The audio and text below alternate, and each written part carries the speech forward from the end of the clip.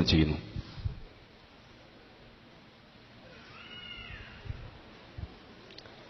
ബഹുമാന്യരായ ജനപ്രതിനിധികളെ, എൻ്റെ വാത്സല്യനിധികളായ എൻ്റെ പൊന്നു മക്കളെ,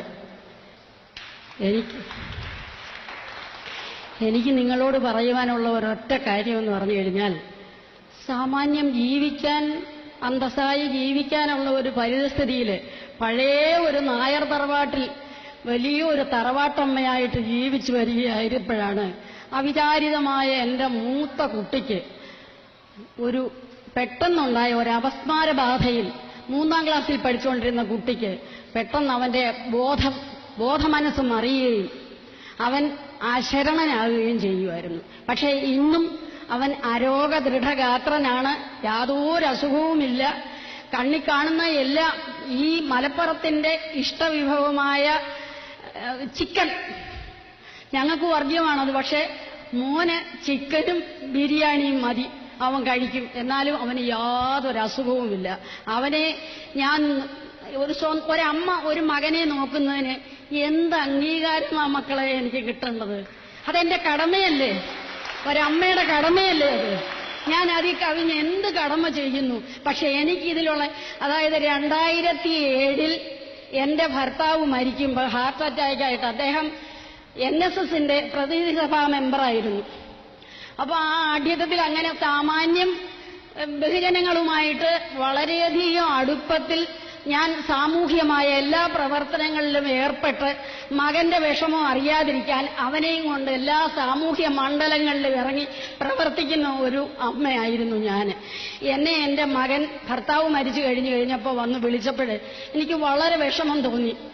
അനാഥനായ എന്റെ മകനെ ഓർത്ത് എന്റെ വാത്സല്യനിധിയായ എന്റെ പുത്രൻ വന്ന് എന്നെ വിളിച്ചു കഴിഞ്ഞപ്പോൾ ഞാൻ മലപ്പുറത്തേക്ക് വന്നു. ആദ്യം മലപ്പുറം എന്ന് കേട്ടപ്പം അല്പം ഭയമുണ്ടായി.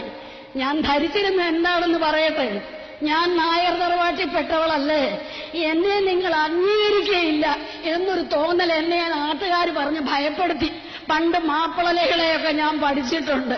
പക്ഷേ 79 വർഷം ഞാൻ പത്തനംതിട്ട ജില്ലയിൽ ജീവിച്ചിട്ട് അവിടെ നേടിയെടുക്കാൻ കഴിയാത്ത മാതൃനിർവിശേഷമായ ഒരു സ്നേഹം ഈ മലപ്പുറത്ത് നിന്ന് 3 വർഷം കൊണ്ട് എനിക്ക് കിട്ടി.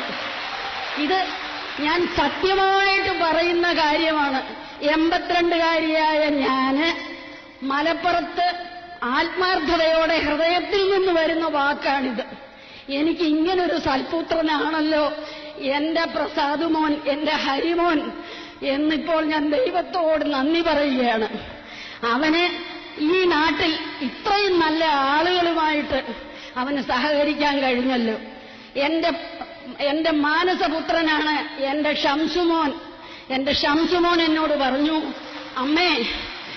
അമ്മയ്ക്ക് ഞങ്ങൾ ഒരു അവാർഡ് തരാൻ തീരുമാനിച്ചിരിക്കുക.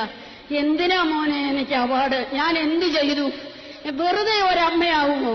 നമ്മൾ പറയാറില്ലേ, വെറും ഒരു നാരി പേറുകൊണ്ട് മാത്രം ചെറു ശിശുവിന് ജനയിത്രിയാകയില്ല, പൊറുതിയും അരുളയണം. അല്ല എന്നാകിൽ മറിച്ച് അവൾ മാതൃവേഷമാർന്നോൾ. അമ്മയുടെ വേഷം ധരിച്ച ഒരു സ്ത്രീയാകത്തേ ഉള്ളൂ. പ്രസവം കൊണ്ട് മാത്രം ഒരു സ്ത്രീ അമ്മയാകത്തില്ല. ആ കുഞ്ഞിനെ പോറ്റി വളർത്തണം. അങ്ങനെ ഞാൻ പോറ്റി വളർത്തിയതല്ലേ ഉള്ളൂ. മകനെ ജോലിക്ക് വിടുമ്പോൾ, അധ്യാപക വൃത്തിക്ക് വിടുമ്പോൾ, മലപ്പുറത്തോട്ട് വിടുമ്പോൾ അല്പവിഷമമുണ്ടായി. പക്ഷേ മക്കളെ ഞാൻ സത്യമായിട്ടും പറയുകയാണ്, അഭിമാനമായിട്ട് ഞാൻ പറയുവാണ്, എന്റെ മകൻ കാടിക്കുഴിയിലേക്കല്ല വന്നത്. ധാരാളം സുഹൃത്ത് ബന്ധങ്ങൾ അവന് നാട്ടിലെ പോലെ തന്നെ ഇവിടെയുമുണ്ട്. മക്കളെ ആഭിജാത്യമല്ല, കുടുംബമല്ല, സ്വത്തല്ല വലുത്, സ്നേഹമാണ്. ഇവിടെ ജാതിയില്ല, ഇവിടെ ജാതിയേ ഇല്ല, ഇവിടെ മതമില്ല. സത്യം ഞാൻ പറയുവാണ്, ഞാൻ ഇത്രയും ഒരിക്കലും പ്രതീക്ഷിച്ചില്ല. എനിക്ക് കോട്ടക്കുന്നിൽ നടക്കാൻ ചെന്നപ്പോ എന്റെ മോൻ പ്രഭാത സവാരിക്ക് എന്നെ കൊണ്ടുപോകും. അങ്ങനെ പ്രഭാത സവാരിക്ക് കൊണ്ടുപോയി കഴിഞ്ഞുള്ള ബന്ധമാണ് എനിക്ക്. ഞാൻ എല്ലാവരുടെ അമ്മയാണ്. എന്റെ മുമ്പിലിരിക്കുന്ന ഉദയകുമാറിന്റെ, ശ്രീ ഉദയകുമാറിന്റെ വരെ അമ്മയാണ് ഞാൻ. എന്റെ ഷംസുമോൻ, എന്റെ പ്രിയപ്പെട്ട പുത്രൻ, എനിക്ക് ഓരോരുത്തരുടെയും പേരെടുത്ത് പറയാൻ എന്റെ പ്രായം കൊണ്ട് എനിക്ക് ഓർമ്മ നിൽക്കത്തില്ല. എനിക്ക് ഒരുപാട് മക്കളുണ്ട് അവിടെ.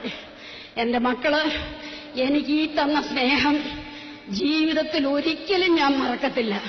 കാരണം വളരെ നന്ദിയുണ്ട്. പിന്നെ ഇത്ര വലിയൊരു അംഗീകാരം കിട്ടത്തക്ക ഒരു ഇത് ഞാൻ ചെയ്തില്ല. ഞാൻ സ്വാർത്ഥിയാണ്. മക്കൾക്ക് വേണ്ടിയാണ് ചെയ്തിട്ടുള്ളത്. ഈ നാടിന് വേണ്ടി ഞാൻ ഒന്നും ചെയ്തില്ല. വാർദ്ധക്യമായി ഇനി ഈ നാടിന് വേണ്ടി ഞാൻ എന്ത് ചെയ്യാനാ? എനിക്കാവുന്ന കാലത്ത് എന്റെ നാടിന് വേണ്ടി ചെയ്തിട്ടുണ്ട്. ഇത്രയും ഒരു അംഗീകാരം എനിക്ക് കിട്ടിയിട്ടില്ല 3 വർഷം കൊണ്ട്. 79 കൊല്ലം നേടിയെടുക്കാൻ കഴിയാഞ്ഞത് 3 വർഷം കൊണ്ട് നേടിയെടുത്തു.